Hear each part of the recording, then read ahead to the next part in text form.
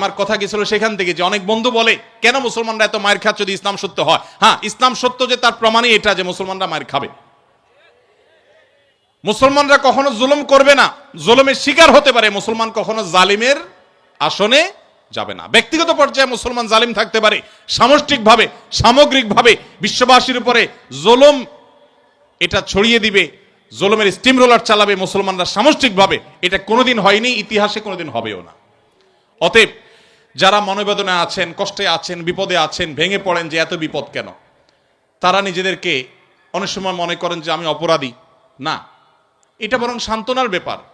যে যত ইমানদার হবে তার জীবনে যত পরীক্ষা আসবে তার থেকে তত কষ্ট করতে হবে এবং কষ্টের মধ্য দিয়ে পার হতে হবে। ইমানদারের সাফল্য হলো যে যত কষ্টই হোক না কেন একভাবে না একভাবে কষ্ট শেষ হবে। কোনোভাবে যদি শেষ না হয় মৃত্যুর মাধ্যমে শেষ হবে। এরপরে যদি আল্লাহ তাআলা আমাকে জান্নাত অফার করেন যে বান্দা তুমি অনেক কষ্ট করেছো, তোমাকে আমি জান্নাত অফার করছি, তাহলে আমার সারা জীবনের কষ্টের বিনিময়ে অনন্তকালের জান্নাত পেয়ে গেলে এটা নিশ্চয়ই লাভজনক ডিল। ভাইরা আমার, দুঃখ বা কষ্টে যখন থাকি তখন আমরা সাধারণত এই বিষয়গুলোকে এভাবে অনুভব করতে পারি না, একটু কষ্ট হয়। যখনই আপনি আমি দুঃখে পতিত হব আমাদের নবীজির কথা স্মরণ করব যে তার চাইতে দুঃখে কেউ ছিল না, সবচেয়ে কষ্টে ছিলেন, কিন্তু তার চাইতে সাকসেসও পৃথিবীতে কেউ ছিল না। ইন্টারেস্টিং বিষয়, সবচেয়ে দুঃখী মানুষ সবচেয়ে সফল মানুষ। কি অর্থে সফল? ওই যে তার মিশনকে তিনি সবচেয়ে ভালোভাবে বাস্তবায়ন করেছেন। প্রথম এবং দ্বিতীয় বিশ্বযুদ্ধের মধ্যে 100 মিলিয়ন মানুষ হত্যা করতে হয়নি।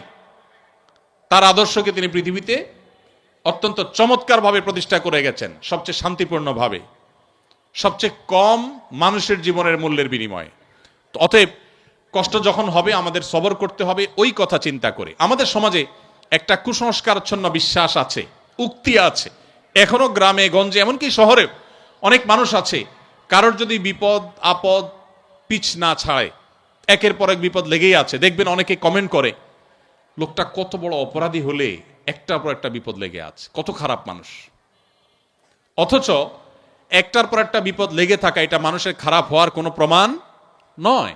একটা মানুষ ফেরেশতার মতো ভালো মানুষ হয়েও তার উপরে বিপদ হতে পারে, বরং কখনো কখনো লাগাতার এবং ধারাবাহিক বিপদ এটা তার সততার, আল্লাহ ভীরুতার, আল্লাহর নেককার বান্দা হওয়ার প্রমাণও হতে পারে। তো এই জন্য আমরা যারা বিপদগ্রস্ত আছি তাদের জন্য সান্ত্বনা হলেন নবী করিম সাল্লাল্লাহু আলাইহি সাল্লাম। আল্লাহ আমাদেরকে ধৈর্য ধারণ করার তৌফিক দান করুন।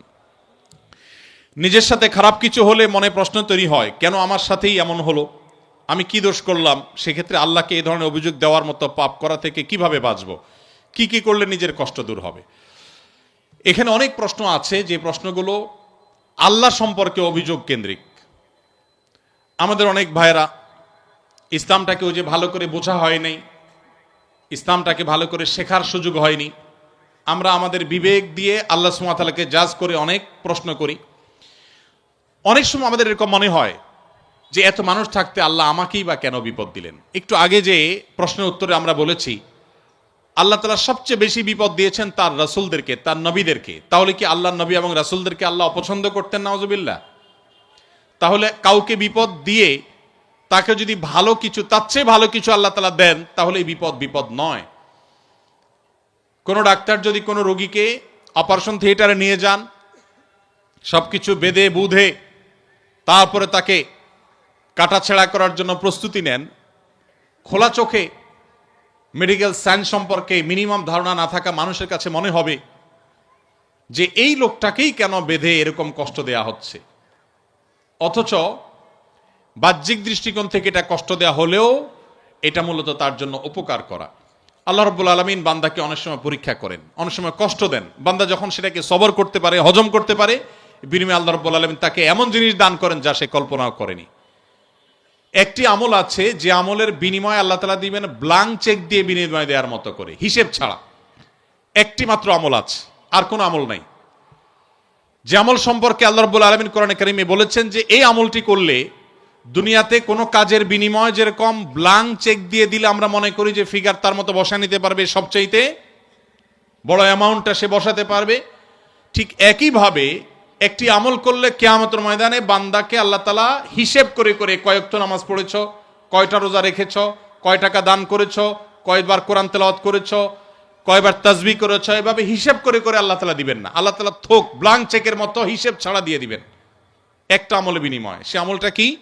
কোরআনে কারিমে আল্লাহ বলেছেন ইন্নামা ইউওয়াফাস সাবিরুনা আজরাহুম বিগাইরি হিসাব। যারা তাদের জীবনে ধৈর্যশীল হিসেবে নিজেদেরকে প্রমাণ করতে পেরেছে। ইবাদত করতেও ধৈর্যের প্রয়োজন হয়, অপরাধ এবং পাপের পথ না মাড়ানোর জন্য ধৈর্যের সংযমের প্রয়োজন হয়, আর বিপদ আপদে কষ্টে তো নিজেকে ধৈর্যশীল রাখতেই হয়।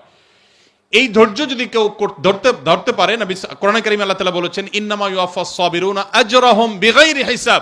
ধৈর্যশীলদের বিনিময় আল্লাহ তাআলা দিবেন হিসেব ছাড়া, ব্ল্যাঙ্ক চেকের মতো। এই জন্য নিজের জন্য খারাপ কিছু হলো, নিজের কোনো বিপদ হলো, আর তখন আমি মনে করলাম আল্লাহ আমাকেই বা কেন দিলেন? আল্লাহ আপনাকে ভালোবাসেন, সেজন্য আপনাকে তা দিয়েছেন। এটি আমার কথা নয়। নবী সাল্লাল্লাহু আলাইহি ওয়াসাল্লাম বলেছেন ইন্নাল্লাহা ইযা আহাব্বা কওমান ইবতালাহুম। আল্লাহ যখন কোন সম্প্রদায়কে, কোন মানুষকে ভালোবাসেন, তাকে পরীক্ষায় ফেলেন, তাকে বিপদে ফেলেন। এটা আল্লাহ সুবহানাহু ওয়া তাআলার সিস্টেম। তো এই জন্য যারা বিপদগ্রস্ত হয়ে আমরা মন খারাপ করি, তাদের জন্য এই সমস্ত হাদিসে রয়েছে সান্ত্বনা।